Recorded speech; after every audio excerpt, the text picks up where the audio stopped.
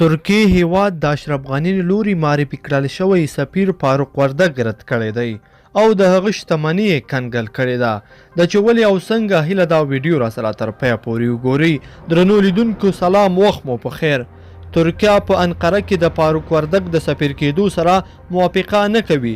د بهرنیو چارو وزارت د ځینو سرچینو په حواله راپور ورکړ چې د ترکیې حکومت په هغه هیواد کې د افغانستان د سفیر په توګه د فاروق وردګ له ټاکل کېدو سره موافق نه دی.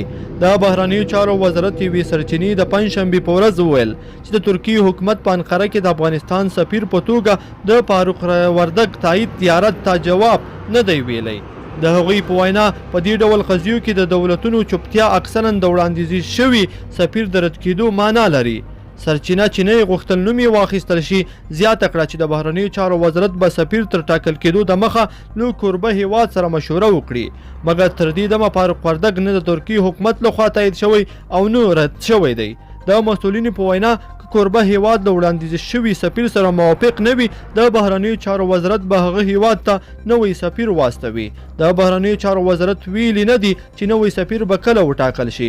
په ورته وخت کې فاروق وردګ په ترکیه کې وړاندیز شوی افغان سفیر ویلي چې که د ترکیې حکومت هغه ونه مني نو هغه لیواله نه دی چې په دغه هیواد کې د سفیر په توګه کار وکړي. تر دې دمخه یو شمېر رسنیو راپور ورکړی و چې د ترکیې حکومت فاروق وردګ د اداري فساد په تور نه دی تایید کړی. کله چې هغه د پوهنې وزیر و، هغه د افغانستان د بیارغونې لپاره د متحده ایالاتو د ځانګړي مفتش دفتر یعنی سیګار په یو راپور کې د خیالي ښوونځیو او د تعلیم په سکتور کې 80 میلیونه ډالره فساد باندې تورن شوی و. لیدونکو په دې هیله چې دا مطلب به مو راسره تر پایه پورې کتلی وي. که مو دا ویډیو خوښه شوې ویډیو لایک کړئ د سره او چینل هم سبسکرایب کړئ.